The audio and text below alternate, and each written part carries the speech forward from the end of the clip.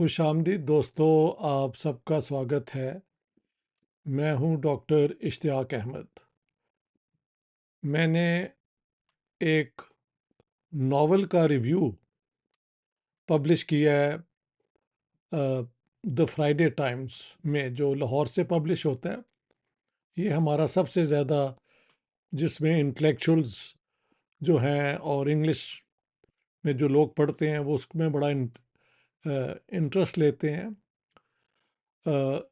उनके book review के लिए। ये नॉवल लिखा है सफदर जैदी साहब ने और इसका टाइटल है Binte Dahir, the story of the crown princess of Sindh. तो ये बड़ा इंटरेस्टिंग नावल है। बिनते दाहिर का मतलब है डॉटर ऑफ दाहिर, यानी जो लास्ट हिंदू किंग थे सिंध के, राजा दाहिर, उनकी बेटी इज़ द मेन प्रोटैगनिस्ट, यानी उसके इर्द गिर्द ये स्टोरी है। राजकुमारी के इर्द गिर्द। और आपको पता है कि ये 8वीं सदी के शुरू में 711-12 में Mohammad bin Qasim came along with his soldiers. उसकी बैकग्राउंड कई बताई जाती हैं कि क्यों ये हमला हुआ, लेकिन हम कंसंट्रेट हमले पे करते हैं कि ये हुआ और जंग हुई और राजा दाहिर वाज डिफीटेड और ये सारे लोग जो हैं फिर उनके कब्ज़े में आ गए, पूरा सिंध कब्ज़े में आ गया। ये भी पता लगा कि उस ज़माने में सिंध के अंदर हिंदू थे, भी रहते थे, बुद्धिस्ट भी थे और जो हैं जैनी, वो भी खासी तादाद में थे। तो जाहिर है अब ये नावल के अंदर एक विक्टर है, एक वैंक्विश्ड है, एक जीत गया, एक हार गया। तो इस सेंसिटिव इशू को सफदर जैदी ने बहुत, मैं समझता हूँ, सेंसिटिवली और रिस्पॉन्सिबली डील किया है। होता ये है कि राजा दाहिर गेट्स डिफीटेड और अरबों का राज शुरू हो जाता है। ये जो जनरल है मोहम्मद बिन कासिम, उसकी उम्र 16-17 साल ही है और उसके कब्ज़े में आ जाती है राजकुमारी, the daughter of Raja Dahir. Raja Dahir की अपनी कोई मेल औलाद नहीं थी, no boy, he had daughter. और सो अब बात यह है कि मोहम्मद बिन कासिम का और जब उसका सामना आमना सामना होता है तो उनकी गुफ्तगू शुरू हो जाती है।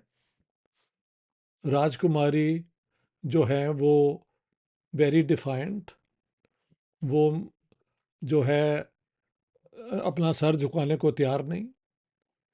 और मोहम्मद बिन कासिम को हुक्म है कि ये जो जितनी रॉयल फैमिली है और लड़की हैं, इनको आप दमिश्क भेजें, जो कैपिटल था उस ज़माने में अरबों का, यानी खिलाफत उमैया का। इस दौरान मोहम्मद बिन कासिम के इर्द गिर्द जो जनरल हैं, उनके मुतल्लिक जो कबीले इन्वॉल्व थे इस हमले में, मसलन Hajjaj bin Yusuf was a governor of the Umayyads और Mohammad bin Qasim was his nephew. तो उसने अपने नेफ्यू को पुराने जनरल्स पे तरजीह देते हुए precedence he was appointed and Mohammad bin Qasim prove to be victorious. तो ये सारी बातें अरबों की विक्ट्री की हैं, उनके अंदर जो तजाद हैं उनका भी जिक्र है। साथ साथ सफदर जैदी ने जो ज़माने का हिंदुस्तान है, ख़ास तौर पे सिंध, उसकी रिवायतें, ट्रेडिशंस, उसके मजहबी सोच, उसका जिक्र। और हम देखते हैं कि ये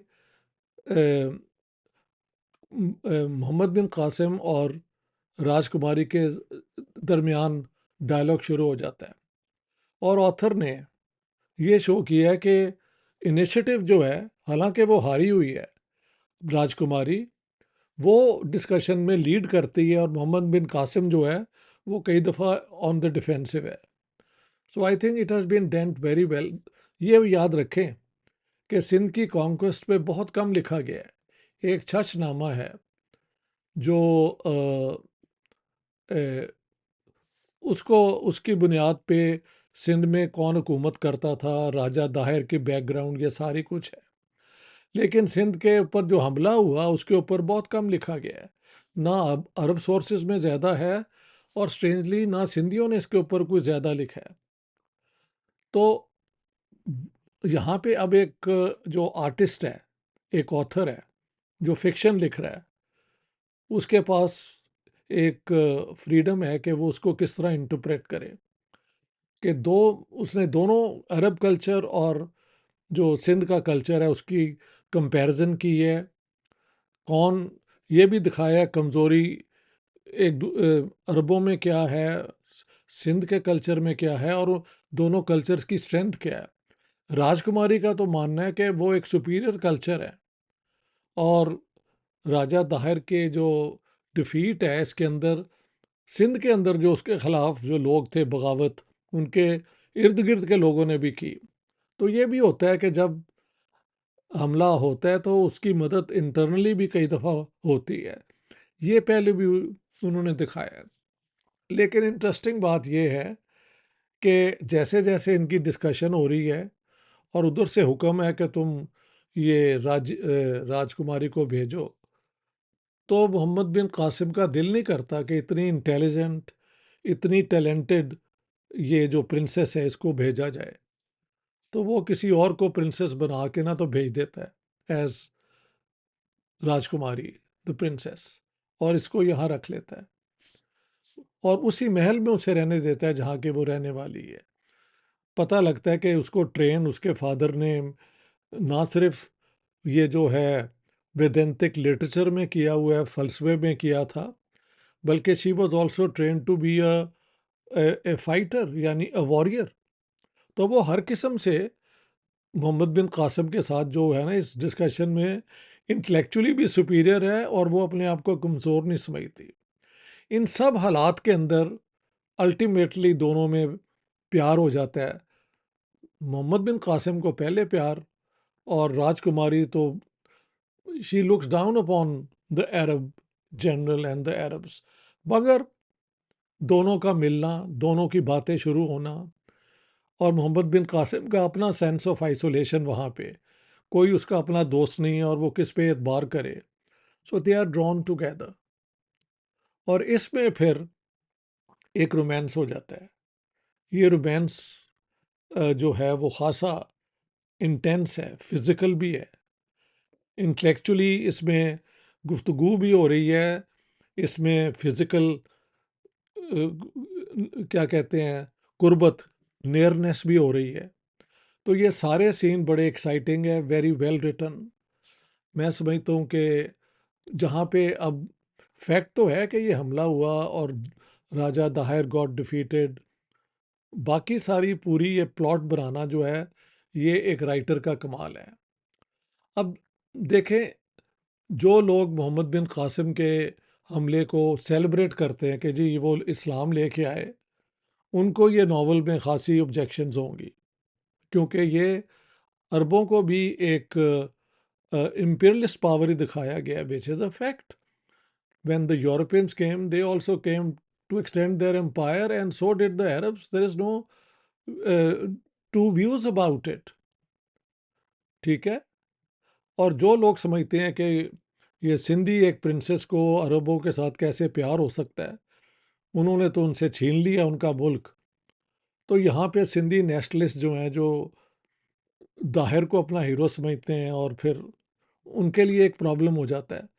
लेकिन मैं समझता हूँ कि इस रिलेशनशिप को डेवलप करते हुए सफदर जैदी ने, he is been very even handed, very careful, और एक बहुत इंटरेस्टिंग नावल ये बनता है। मैंने जब ये पढ़ा तो मुझे याद आया कि इस किस्म का प्यार हो जाना वैसे तो इम्पॉसिबल लगता है, लेकिन ये हो भी जाता है। शेक्सपियर का एक मशहूर नावल है, Mark Antony and Cleopatra. Mark Antony, as you know, was the Roman general जिन्होंने इजिप्ट जब कैप्चर किया तो he was head of the Roman army, और Cleopatra was the queen of Egypt. उनमें भी ये टेंशन होगी, और ये but they Shakespeare creates a romance, tragic romance out of it. हाँ जी। सो यहाँ पे भी एक ट्रेजेडी है जो नॉवल के अंदर होती है कि मोहम्मद बिन कासिम को वहाँ बगावत हो जाती है। Hajjaj bin Yusuf, his main benefactor, उसको मार दिया जाता है। द खलीफा who supported Hajjaj bin Yusuf dies, और उसका भाई जो है वो हजाज बिन यूसुफ के खिलाफ भी है, और ही रिकॉल्स मोहम्मद बिन कासिम। और वो जो राजकुमारी है, अकॉर्डिंग वो नॉवल ये आप पढ़ें, लेकिन चलें, she jumps into the river Indus and disappears. तो मैं समझता हूँ ये नॉवल जो है जिस तरीके से लिखा गया है, ये एक स्क्रिप्ट भी है एक फिल्म की। जिस तरीके से लिखा गया है ना, it can be made easily into a play और अ फिल्म। तो दोस्तों, ये मैंने लेटेस्ट किया है। मेरा जो वो है ना, बुक रिव्यू, ये जो नॉवल का रिव्यू है, वो आप नीचे डिस्क्रिप्शन, प्रोग्राम के डिस्क्रिप्शन में पढ़ सकते हैं। इट इज़ इन इंग्लिश, तो आपको पूरा नज़र आएगा कि मैंने किस तरीके से इस किताब को पढ़ा है और समझा है और फिर उस पे लिखा है। तो बहुत बहुत शुक्रिया दोस्तों। आई थॉट कि ये नॉवल इतना इंटरेस्टिंग है कि इसके ऊपर एक मैं वीडियो भी बनाऊं। वैसे तो एक डिस्कशन में इस पे बात हो भी चुकी है, लेकिन आई थॉट कि क्योंकि मैंने पब्लिश किया अंग्रेज़ी के अंदर, एक्चुअली उर्दू में भी ये छपा है और अंग्रेज़ी में भी छपा है, लेकिन मैं इंग्लिश वाला वर्शन जो है ना, ओरिजिनल जो मेरा लिखा हुआ है, उर्दू का तो उन्होंने तर्जमा किया था नया दौर वालों ने, वो मैं आपको, I am attaching it and you can read it as well. I hope this is translated into जो सिंधी स्क्रिप्ट है इंडिया के अंदर में, हल देवनागरी है, ताकि जो यहाँ से सिंधी लोग गए हुए हैं वो भी उसे पढ़ सकें। तो I think this would be an interesting novel to consider. All the best.